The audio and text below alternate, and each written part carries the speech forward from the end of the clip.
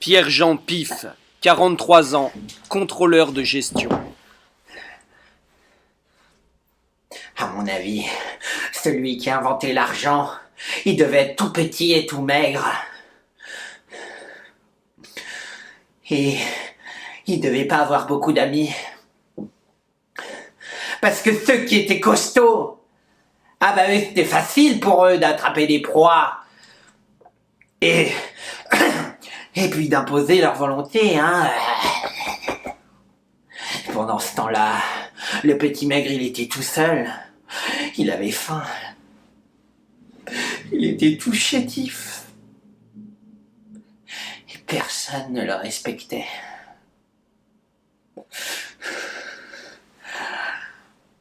Mais il était plus malin que les autres.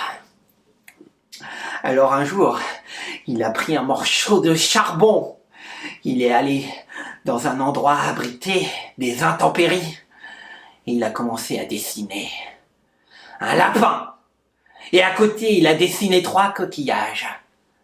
Les autres le regardaient et se moquaient de lui. Tels des hyènes psychopathes. Ah, c'est facile de se moquer des gens, c'est facile, hein.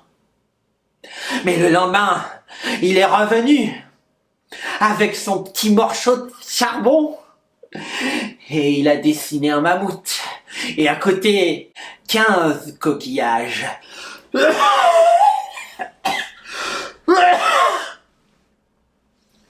Et les gens étaient de plus en plus intrigués. Et le lendemain, il est revenu. Il a dessiné encore un autre animal, encore un autre nombre de coquillages. Et il est revenu comme ça tous les jours. Et au bout d'un moment, les gens, ils ont commencé à se poser des questions. Et ils lui ont dit, mais pourquoi tu fais ça? Et il a dit, parce que désormais, vous allez pouvoir échanger un lapin contre 3 coquillages. Et un mammouth contre 15 coquillages. Et les gens ont continué à se moquer, mais ils ont commencé à accumuler les coquillages au cas où.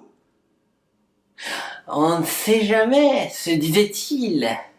Mais lui, ça faisait des années qu'il accumulait les coquillages.